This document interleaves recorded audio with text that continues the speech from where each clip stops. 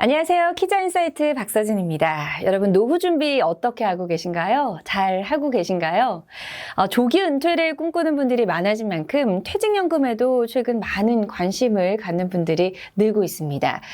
특히나 이제 7월부터는요, 의무적으로 내 퇴직연금을 특정 상품에 투자해야 하는 디폴트 옵션 제도가 시행될 예정인데요. 이것 때문에도 퇴직연금 시장에 더욱더 뜨거운 관심이 몰리고 있죠. 이 퇴직연금 하면 또 빼놓을 수 없는 투자처가 바로 TDF입니다. 은퇴 시점에 맞춰서 자동으로 투자를 해주는 타겟 데이트 펀드의 줄임말인데요. 많이들 들어보셨을 겁니다. 그런데 최근 키움투자 자산운용에서 TDF를 바탕으로 한 ETF를 출시했다고 하네요. 자, 그래서 오늘은 TDF와 TDF ETF에 대해서 자세히 알아보는 시간 가져보도록 하겠습니다.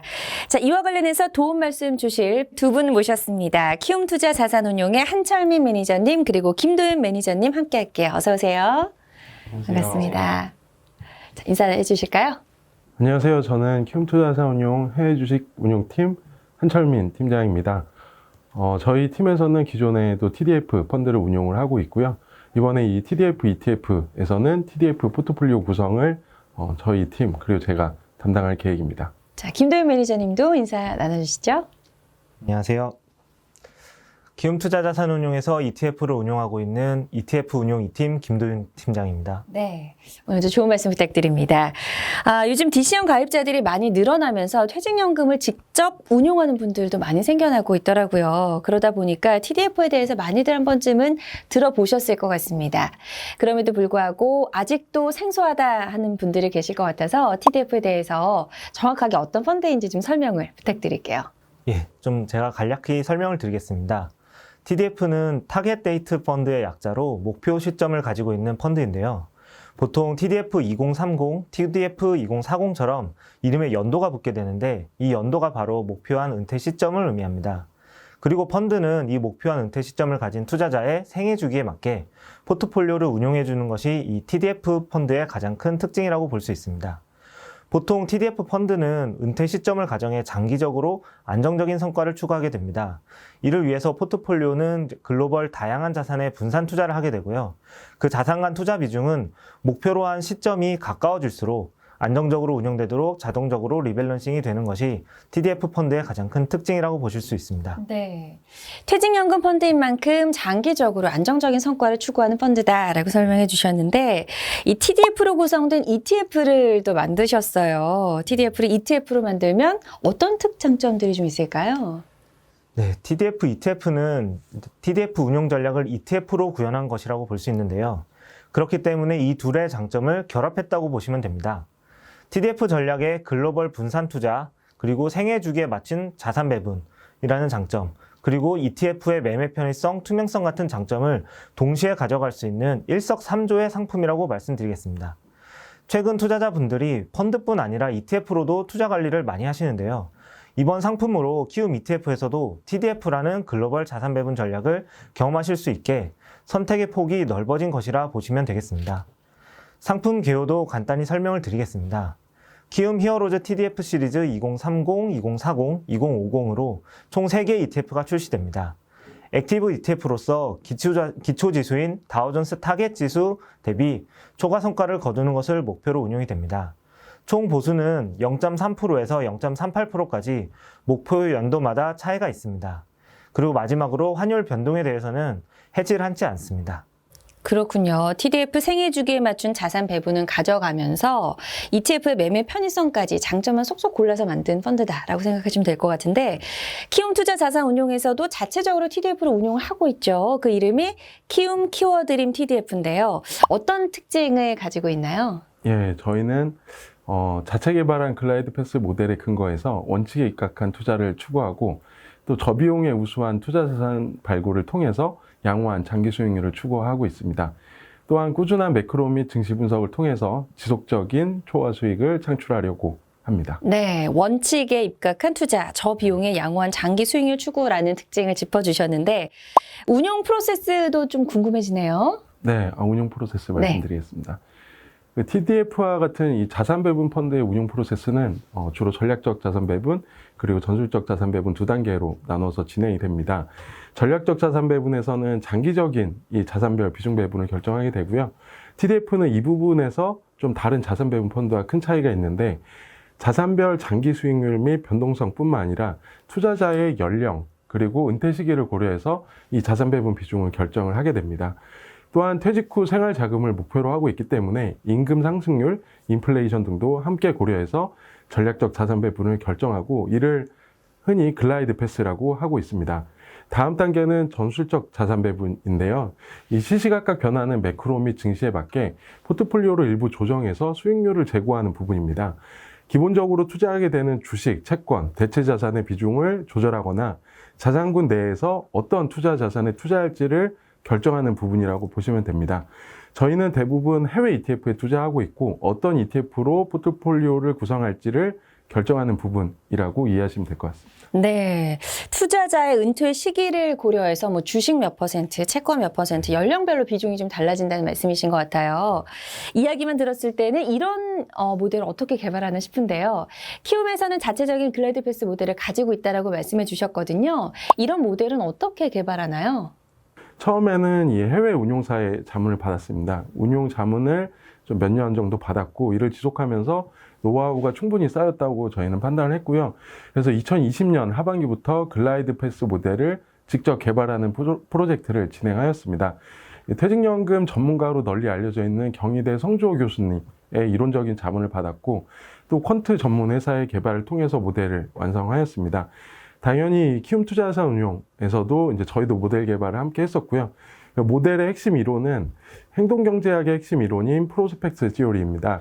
이 이론을 바탕으로 한 모델을 다듬어서 구축을 했고 앞서 말씀드린 것처럼 취업 연령, 은퇴 시기, 인플레이션, 임금 인상률, 자산별 수익률, 변동성, 상관관계 등 다양한 데이터들이 모델에 포함돼서 이 그림과 같은 글라이드 패스를 도출하게 되었습니다.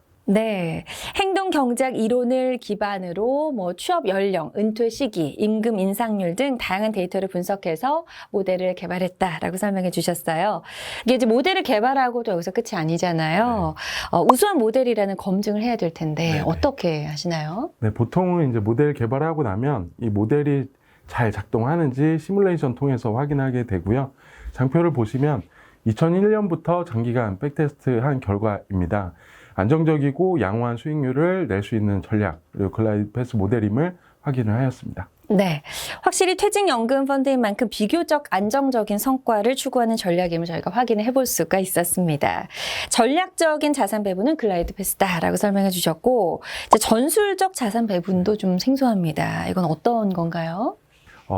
이제 앞서서 말씀드린 그 전략적 자산 배분안이 결정이 되면 그 안에서 더 이제 초과 수익을, 추가적인 알파를 내기 위해서 활용하는 전략들을 얘기를 하는 거고요. 그래서 팀 내 다양한 전략적 그리고 정성적 분석 방법을 통해서 향후 더 좋은 수익률을 낼 수 있는 이 투자 자산을 예측을 하고 있는 부분이라고 보시면 됩니다. 저희는 이제 지역이나 업종, 스타일 등에 대해서 선별을 하고 있고 또 가장 저렴한 비용으로 저희 운용 전략을 구사할 수 있는 자산을 선별해 내고 있습니다. 이를 위해서 팀에서는 컨트리 랭킹 모델이나 스타일 로테이션 모델, 그리고 ETF 평가 모델 등을 구성해서 활용을 하고 있습니다. 그리고 하위 자산군은 다음과 같이 지역이나 위험도 등에 따라서 구분해서 투자를 하고 있고요. 세부 자산군 내에서 지역, 업종, 테마, 스타일, 듀레이션, 외환, 원자재, 리츠, 인프라, 물가채 등 이 다양한 전략을 구사하고 있으며 우수한 수익률을 추구하고 있습니다. 최근에는 그 인플레이션 상승세와 금리 인상 등에 따라서 물가 연동차의 비중을 늘리고 있고요. 그리고 주식 이 자산군 내에서는 에너지 업종 비중을 확대하면서 현재 상황에 대응하고 있습니다. 또한 증시 변동이 당분간 이어질 것으로 보여서 현금 비중도 과거 대비 높여둔 상황입니다. 6월 말에 출시되는 이 ETF, TDF ETF에도 동일한 전략으로 운용할 계획입니다. 네. 앞서 설명드렸던 글라이드 패스로 자산 배분의 비중을 결정하고 전술적인 자산 배분을 통해서 세부 투자 자산을 결정한다. 이렇게 이해를 하시면 될 것 같습니다. 키움 히어로즈 TDF ETF는 시장 수익률보다 더 높은 수익률을 추구하는 액티브 ETF로 상장이 되어 있잖아요. 시장 수익률과 비교를 해야 될 텐데 어떤 지수와 비교를 하나요? 네. TDF 액티브 ETF의 비교 지수는 다우존스 타겟 데이트 지수입니다. S&P 다우의 대표적인 TDF 지수이고요. 목표 시점에 맞춰 자산군별 기대 수익과 위험 수준을 고려하여 주식 투자 비중을 점차 줄여가는 글라이드 패스를 가지고 있습니다. 주식과 채권, 자산군 내에서는 이 표에서 보시는 것처럼 글로벌 다양한 자산군과 지역에 분산 투자되는 것을 가정하여 지수가 계산되고 있습니다. TDF 펀드들이 벤치마크로 사용할 수 있도록 룰 베이스로 TDF 전략을 구현한 지수라고 보시면 될 것 같습니다.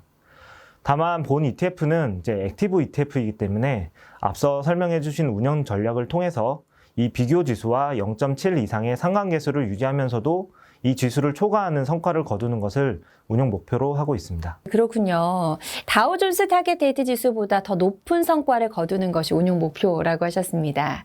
앞서 글라이드 패스 시뮬레이션 결과를 저희가 참고를 했습니다. 또 추가적으로 키움 히어로즈 TDF ETF가 갖고 있는 어떤 성과 있으시면 더 설명해 주실까요? 네. 키움 히어로즈 TDF ETF 시리즈는 유사한 TDF 전략으로 좋은 성과를 유지하며 운영되고 있는 키움의 키워드림 TDF 펀드의 성과를 참고해 보시면 될 것 같습니다. 보여드리는 성과는 키워드림 TDF 펀드 성과를 원화 환산한 결과입니다. 이번에 출시한 TDF ETF에서는 환해지 전략을 사용하고 있지 않기 때문에 환 변동 노출 부분을 반영해서 수익률을 표기하였습니다. 코로나 발생 시기를 제외하고 보면 비교적 안정적인 성과를 보이고 있는 것을 확인하실 수 있고요. 특히 2022년도에도 주식시장보다 비교적 안정적인 모습을 보이고 있습니다. 최근 1년 변동성도 10% 내외로 비교적 낮은데요. 이는 주식, 채권, 대체 투자 등 글로벌 다양한 자산에 분산 투자된 효과라고 볼 수 있습니다. 네, 그렇군요. 오늘 TDF와 TDF ETF에 대해서 자세한 설명을 저희가 좀 들어봤습니다. 두 분 말씀 잘 들었고요. 투자자분들이 펀드뿐만이 아니라 ETF로도 투자 관리를 많이 하고 계시다는 이야기 해주셨는데요. 퇴직연금 TDF ETF로 준비해보는 것도 또 한 가지 방법이 될 수 있을 것 같다는 생각이 드네요.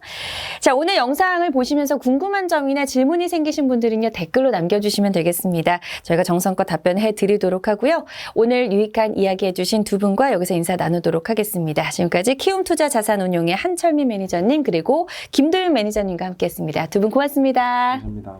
고맙습니다.